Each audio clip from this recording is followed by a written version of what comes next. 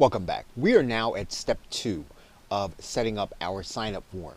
And what you're going to notice is that there is a thank you page that you get to customize. And this thank you page actually appears as soon as your client types in their name and email address. Now we can preview that page so that we can actually see what it looks like. And it is instructive to do because you'll want to determine which of these thank you pages that you actually want. Now you will see that there is a basic version, and you can click the preview button to actually view it. And so you'll recognize that your logo is there, and then you have some verbiage that says you're almost done, activate your subscription. We can actually change that now to the audio version. And to do that, we'll just go to this drop down menu. And to look at the audio version, we'll go to look at the drop down menu. We'll click audio version, and then we'll click preview.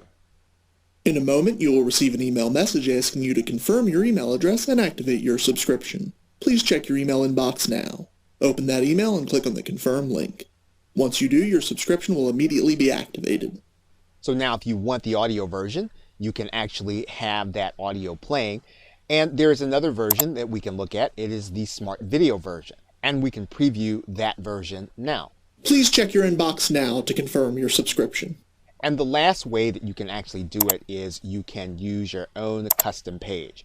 So if you want to customize your thank you page, you can actually make it so that your customer will then see what you want them to see. Now remember, the most important part to this is that they go and confirm their subscription. This is not going to be the place where you want to do any marketing, with the exception of using your logo for your brand.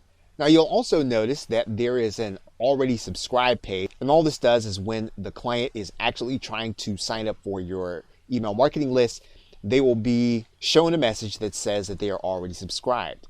And like the thank you page, you can customize your own page and place it here in this link. Now there are some advanced settings, and we'll take a look at those right now.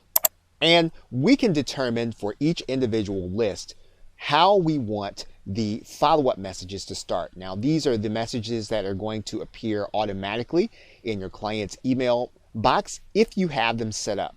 So if you don't have any auto-responding outgoing messages set up, you don't have to worry about this. Now if you're going to be putting JavaScript code on your thank you page, your custom thank you page, you can actually have the form pass information so that you can personalize that page. This would allow your client to see their name and or email address on the thank you page when they sign up. And it is a way for you to be more effective in getting them to actually see the value in going to get what you've promised them when they sign up for your email marketing list. Okay, so that is all for step 2. We will now go to step 3. Okay, so with that, thanks, and I will see you in another video. Welcome back. We are now ready to go on to step 3, and we'll want to save any changes that we made in step 2 by clicking the green button. That will save our form, and then we're going to click go to step 3. You're going to have a section where if you are comfortable installing your form using HTML, you can click this box. If you're going to have your web designer or coder install your form, you can actually send them an email through this link. And if you're going to have Aweber host the form on their site, you can actually do that also. So we're going to start by looking at the first choice, which is I will install my form. Once you open the install my form link, you'll see that there are two sides. You'll see a JavaScript snippet and a raw HTML snippet. Now let's talk about the two snippets. Now the JavaScript snippet, when you take this code and you place it on your website, any changes that you make inside of Aweber will be made on your website automatically. So you don't have to make any changes in the code in order to change something that happens in Aweber. That is not the case if you place the raw HTML code. The HTML code you use, if you make any changes in Aweber, you're going to have to come back and get the code again to have those changes reflected on your website. Now, another difference inside of the raw HTML version is that you'll notice that there is a box here. that you can include beautiful form styles or you can uncheck them. And you'll notice that the code actually changes.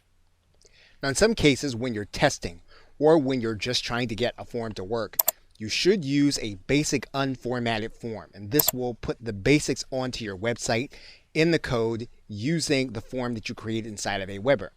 Now, if you do want the additional formatting that Aweber offers, you can actually use the beautiful form styles. So we're going to now close the Install My Form box. I'm going to open up the My Web Designer Will Install My Form. And what you'll notice is that all that's here is your designer's email and a message. So what this will do is this will allow you to send a message to your designer with the code so that they can put it onto your website. Lastly, you'll see here that there is a box here that says, have Aweber host my form. And what you have is a URL that you can actually have someone come to in order to opt into your list. So for example, if we were to copy this link and then put it inside of our browser, let's take a look.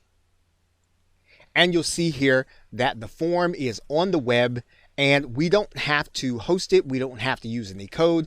All we do is share the link and then someone can actually opt in to our list. So we're now going to close. We've now covered all the ways that we can place our form on our website. Now let's go to an actual WordPress website to see how this is going to actually work. So what we're going to do is we're going to install the form ourselves. We're going to grab the JavaScript snippet. We're going to copy it. And then we're going to head to a WordPress website. And what we're going to do is we're going to go to the side of WordPress where we post HTML code. We're then going to put in our code. And then we're going to give this post a title. And now what we're going to do is we're going to publish this post. And we're now going to view our opt-in form on our website. And you'll see the form now on a post inside of our WordPress website. Okay, so with that, thanks, and I will see you in another video.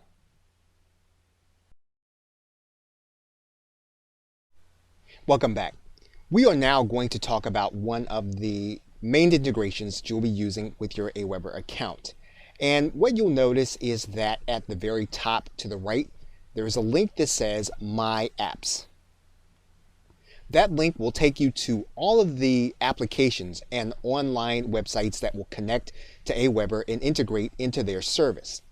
Now, we are going to talk about that in a later video, but right now we want to talk about the connection between Aweber and one in particular, which is PayPal.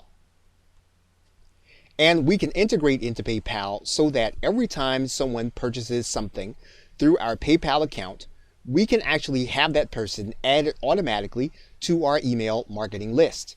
And so in order to do that, we're going to click PayPal in order to get started. We'll then want to click Integrate with PayPal. We'll then want to click this Enable button. You'll then need to grant permission to Aweber inside of your PayPal account, and you're going to click Grant Permission. That will bring you back inside of Aweber, and you'll be required then to go through a few more steps. What you'll want to do is you'll want to go to the Instant Payment Notifications page inside of your PayPal account, just as the instructions say here. You're then going to click the Choose IPN Settings. PayPal will then require you to put in an instant notification settings notification URL. You'll then copy this notification URL, and then you will paste it in the box inside of PayPal. You will then click the Receive IPN Messages, and then you will click the Save button. Then inside of the PayPal integration, you're going to choose the list to add people to when they purchase a certain product. Now, because you're likely to create multiple products, you will probably want to check this box that says, I want to add people to different lists when they purchase specific items from my store. So go ahead and click this link. And then what you're going to do is you're going to choose the product, and then you're going to choose the list. Once you've done that, you are going to click the Add button. And then you will have an integration so that whenever a person purchases this product from you with your PayPal button, they will then be added to your Aweber list. And then every time you create a product, you'll want to come back to this integration and then continue to add products to different lists inside of Aweber. Okay, so with that, thanks, and I will see you in another video.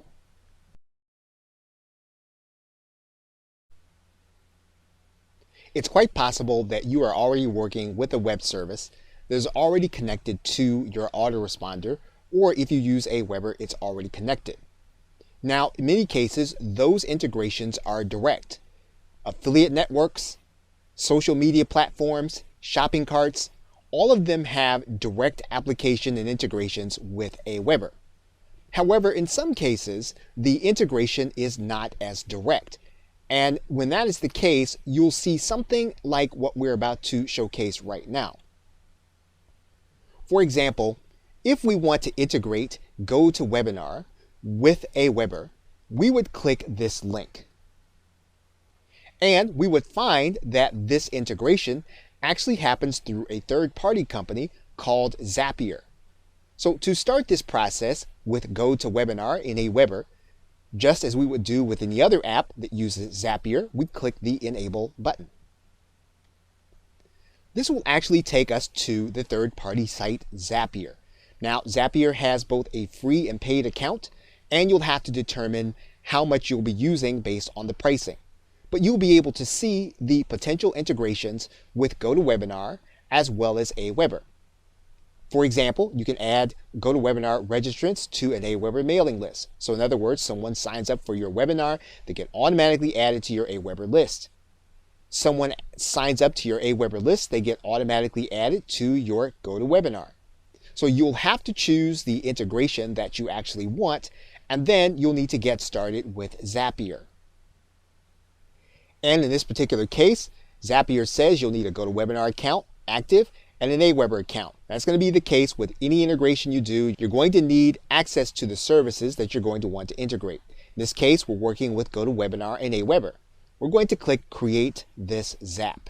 Now, GoToWebinar and Aweber require a premium trigger. So at some point in your process, you are going to have to pay Zapier in order to have this trigger happen. But we're going to click Continue. Now Zapier is going to require that we log in to GoToWebinar. Now we'll come back to Zapier once we've logged in, and we're going to click Continue. Now you're going to have access to the account that you are now logged into, or you can connect a different GoToWebinar account. You want to click the Test button to make sure that your account is actually working with Zapier. So go ahead and click the Test button. You want to make sure that you have the green Success button, and then you'll click Save and Continue. You'll then select a webinar and then click Continue. You'll then want to click Fetch and Continue. Once you click your test and you'll see that it's successful, you can then click Continue. So the Aweber action is going to be to create a subscriber. We're going to click Continue. We're going to test or connect an Aweber account and then click Save and Continue. So we've chosen our account, we've now chosen the list, and now what we want to do is to click Continue. So we want to test the system through Zapier, so we'll click Create and Continue. We've actually already added this email to the list, so we'll skip the rest of the test and then click Continue. Now because this is a premium service, Zapier is going to look for a payment at this point. You can pay monthly, or you can pay annually, or choose to upgrade your account in order to continue with the integration. Now, this integration is premium through Zapier. In some cases, your integration will be direct. If you must have the integration, then Zapier will be the easiest way to have that integration done.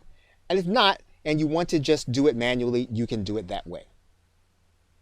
Okay, so with that, thanks, and I will see you in another video.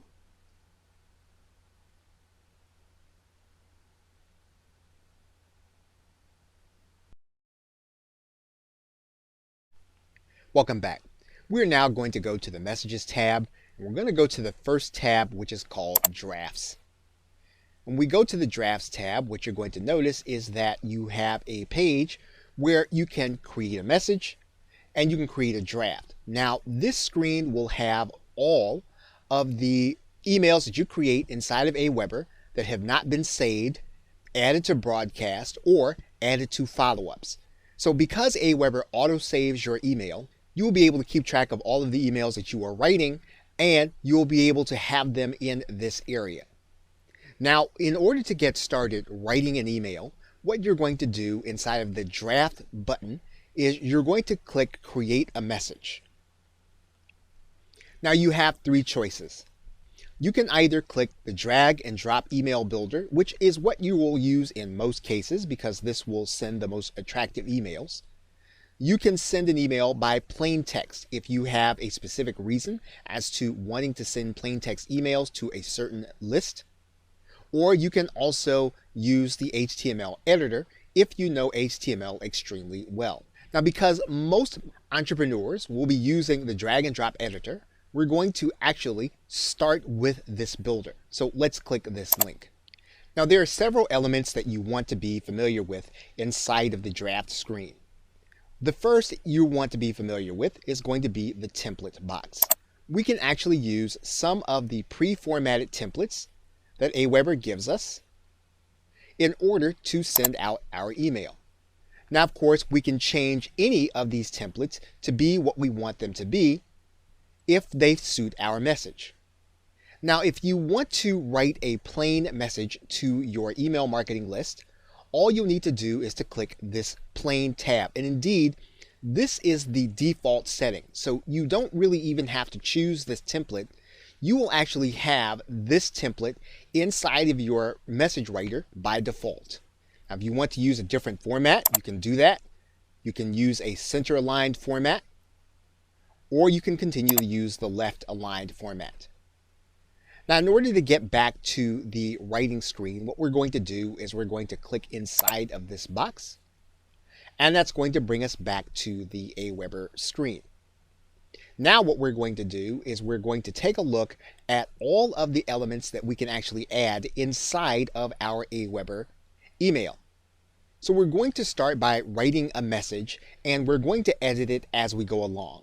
So we have our content, and what we're going to do is we're going to put our cursor inside of the body, and we're going to cut and paste our text. Now that we have our text inside of our email, we can actually start editing this email so that it actually looks the way we want it to be. Now, one of the things that we're going to need to do is we're going to need to take out some of the titles. So now that we have our content inside of our email, let's take a look at some of the things that we can do. Now, we can always change the appearance of the text and make it larger for our client. And all we would need to do is to highlight the text, then change the size. We can make the size anything that we actually want within this box. So now that we have the text at the size that we actually want it, what we're going to do is we're going to personalize the email. Now, one of the things that you'll notice at the very beginning is that this email is going to be personalized. And it's being personalized with a common personalization code, which is first name fix. That means that Aweber will look at the code and it will try to determine the first name based on what's in the box. And this is actually a better code than just first name. It will look at all the available information and try to put the best fit for the first name. So in most cases, you will continue to use first name fix. However, you could use a different personalization code. And if that is the case, then what you do is you go to the personalize field, you pull the drop down menu and you choose one. For example, you could use the full name, or you could even use the last name. So whatever personalizes the email for your market and your niche, that is what you want to use in the personalization area. We're going to go ahead and take this information out. And one of the things you'll notice at the bottom here is that Aweber is auto-saving our email. But we do want to make sure that we put a title in here so that we'll know what we've actually worked on when we look in the draft area. Now, what we can do as we go along is we can actually preview and test the email to find out what our clients are actually going to see. Now, one other thing that we're going to do in this video is we're going to take a look at the background color of our email. Now, naturally, we have a white background because that is the default setting. However, you can change the background color. We can click that link and we can make that background color whatever we want. If we wanted it to be a little more gray, we could click apply. It's a very easy way of adding some kind of branding to what we're actually writing. We can actually go back to this background color and then click apply. And every time we go along, what we're going to do is we're going to click preview and test so that we can actually get a sense for how this email is going to look when it appears in the inbox of our client. Now what we're going to do is we're going to go back. We're going to continue to work on this email and we're now going to click save. When we click save, you'll notice that the auto save number goes up by 1. And now we can continue adding things to this email. And we will do that when we come back in the next video. Okay, so with that, thanks, and I will see you in that next video.